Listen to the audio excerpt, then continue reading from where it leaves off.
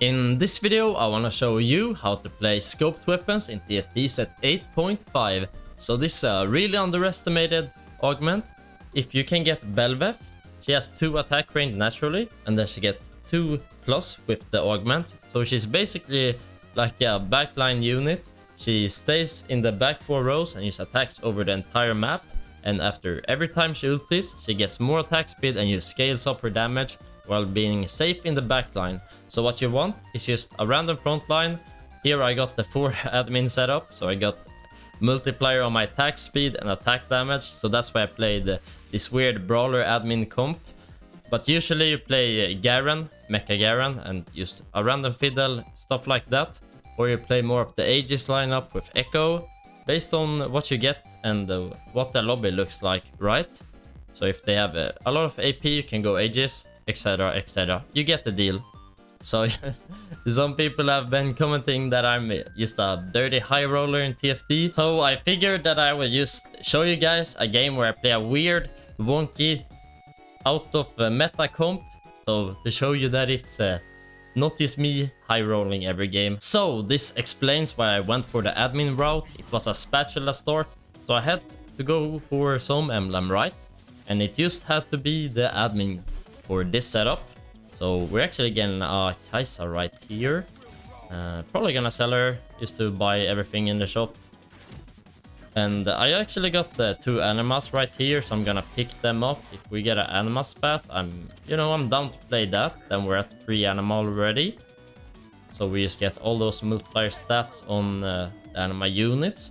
But I also found a blitzcrank and a cloak. So that is what's it called? The admin spat secured. And boom, there you had it. Some really good augments, not gonna lie. I love Sure Shot Heart. We could definitely have gone for that. But I was just in the mood to play this weird scoped weapon, Bel'Veth. So I kinda hard forced it for fun. So I decided to just go for an AD augment. It's gonna be perfect for that. I don't know why I went for Lee Sin in the backline. Because he just shields my Camille there. So you probably shouldn't do that. You rather have like units like Renekton in the backline, so he uses autos and does damage. For units like Nasus, because now it's just safe and sound there in the backline, bonking at enemies. So he's gonna be my item holder for the early game. I just need some way how to survive until I get to like level 7 or 8, so I can find Bel'Veth. And until then, I guess I will have to play weird champions like Nasus that can hold my items. Because I really love to play like level 8, level 7 weird flex comps like Samira, random Bel'Veths. Play weird comps like that. So then you just need to figure out a way to get to, stage, or like get to level 8 and 7 while being healthy. So that's why I have to play like a weird Nasus, and we're just gonna have the brawlers to stall out while Nasus bonks at the enemies away. So that's pretty much it for now. Let's put in a random Ramus, because that was pretty much my strongest board. But I decided to switch him out here for the Jax. I decided to put Jax in the backline for scoped weapons, but I forgot it. So now I pretty much got weaker because I put him in the front line.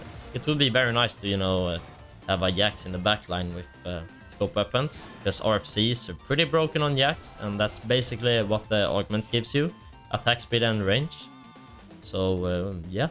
Here we basically want any tank item or any AD item, really. You can pretty much build whatever on Bel'Veth.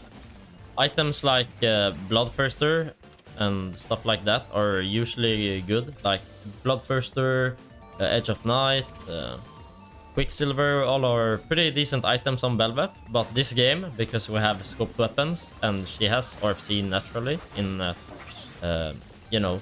her kit or whatever, those items aren't gonna be that good because she's already safe in the backline, so she has like infinite range.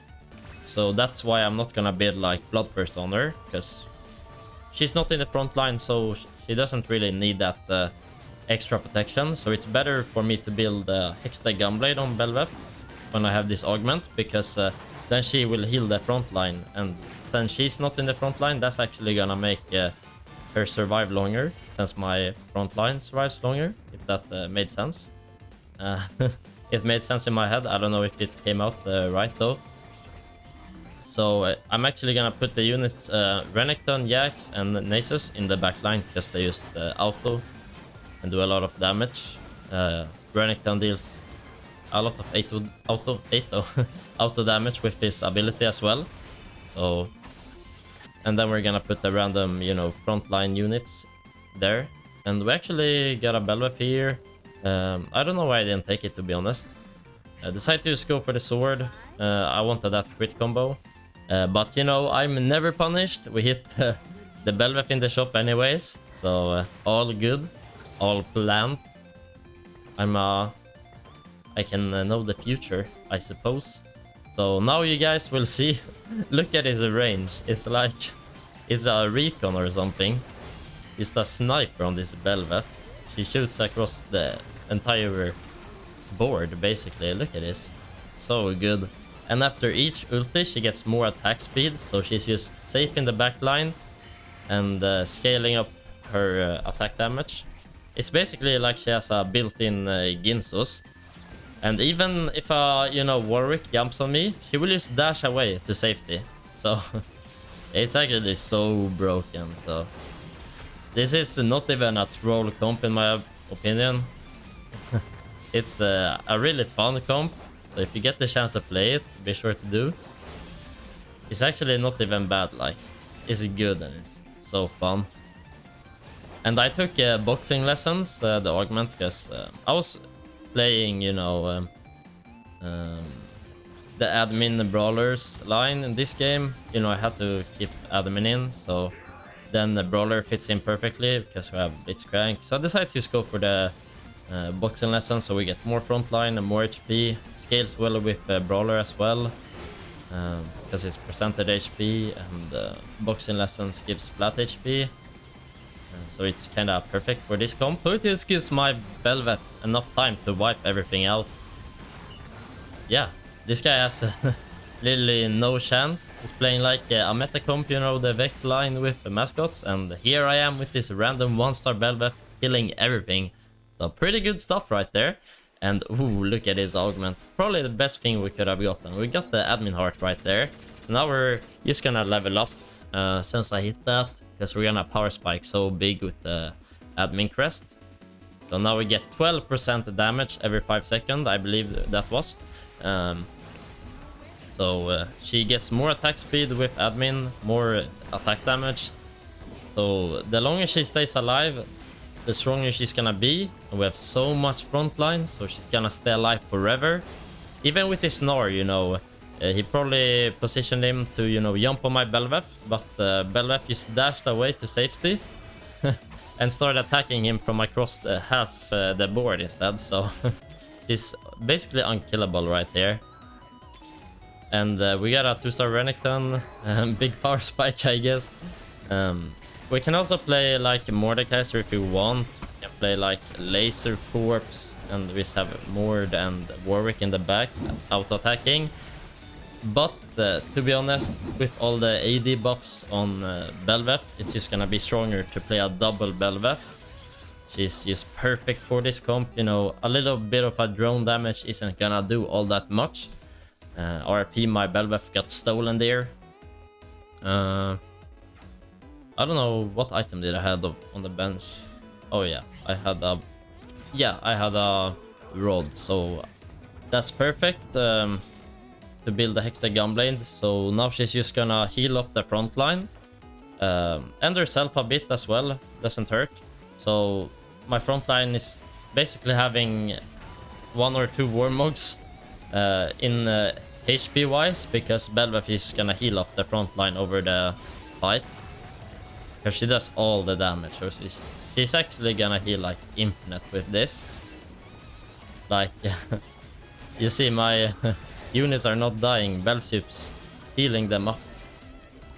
That's why all of my units are at low HP and not dying, because Hextech Gunblade just heals the lowest HP guy. and they just survive forever. Pretty good stuff right there. And mind you, this is a 1-star Bel'Veth. I just realized that. Imagine once we get a 2-star, then the real shenanigans is gonna happen. And I guess the Last Whisper is like the best item here. Just removes all their armor, so she does so much damage. Because I already have a lot of attack speed and AD with the admin, and combine that with the just armor pen is so good. As well, Bel'Veth just jumps around and attacks everything, so she applies the anti-armor to a lot of different units, so I like Last Whisper on her. And here we actually got another, what's it called, Extra Gunblade. So I probably would want, you know, another AD item, because I want to play 2 Bel'Veths. But for now we're just gonna have to let the big dog right here hold the items, or Yaks, either one works. So see this Warwick right here is jumping on me, but we're just gonna dash away. Oh, she dashed into Warwick. That was not a good Bel'Veth, kinda troll there, not gonna lie. I decided to just go for the Sunfire there. Sunfire is always really good, you know, when you have a beefy frontline, because they stay alive forever and just burn the enemies. So Sunfire is pretty cracked, as you guys probably know. I feel like this set there's like no Morello users, unless you mean like Fiddlesticks or some unit like that. There's no really good Morello users. Like set 6 you had like Echo and units that just applied on the whole board. Now you only build like Sunfire really, unless in like some situations you can build Morello like on Fiddle if you get it late game, but early game there's like no good units for it, I feel like. So yeah, now we hit the 2-star Bel'Veth right here, so we actually power spiked big time. You can see the damage there, over 10k. Yeah, it's crazy, not even gonna lie. And I actually have this champion duplicator, so we just need to find 2 Bel'Veths, and then we can play another 2-star. And it's very nice that we got this item remover as well, because we can just put all the items on Warwick, and once we get the 2-star Bel'Veth going, we switch the item to her. And we have 2 of these Bel'Veths just jumping around like crazy, which is exactly what we want right there. Ooh. Okay, we actually won that. Actually pretty close right there. I mean, I could take this Mord. I think the Mord is a bait though. Yeah, I'm just gonna take a Giant Slayer here, I'm pretty sure. Okay, I didn't actually. I took a Spark for some reason. I think that was an int. I should have probably just taken a Giant Slayer there for my next Bel'Veth. Yeah, I should have just taken the Giant Slayer and put it on Warwick, I think.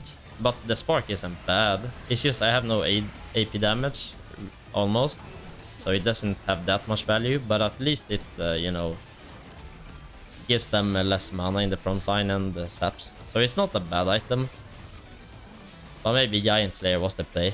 I don't know. Both are good. So not much happened this round, so we're just gonna go straight into combat here again.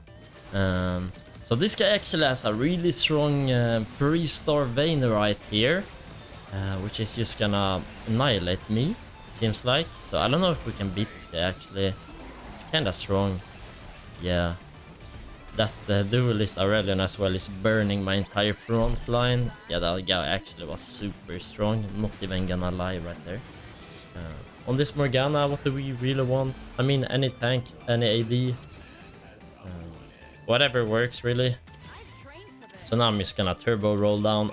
I really want it like a 3-star Riven. I mean, we could go to level 9, but then we probably won't be able to find another Bel'Veth, because we need to roll for that. So I'm just gonna roll it down, to be honest. Because we really just need to find 2 Bel'Veths right here, and we can get literally double as strong, because we get 2 Bel'Veths. So what item do we want here? I mean, Rapid Fire Cannon isn't a bad item on Bel'Veth, but we already have scoped weapons, so I don't think that is the play right here. But if we got RC, she would actually be able to shoot for the entire map. So maybe I should have taken that for the memes. Boys, look at this damage. Holy. Actually decide to hold on these Rivens.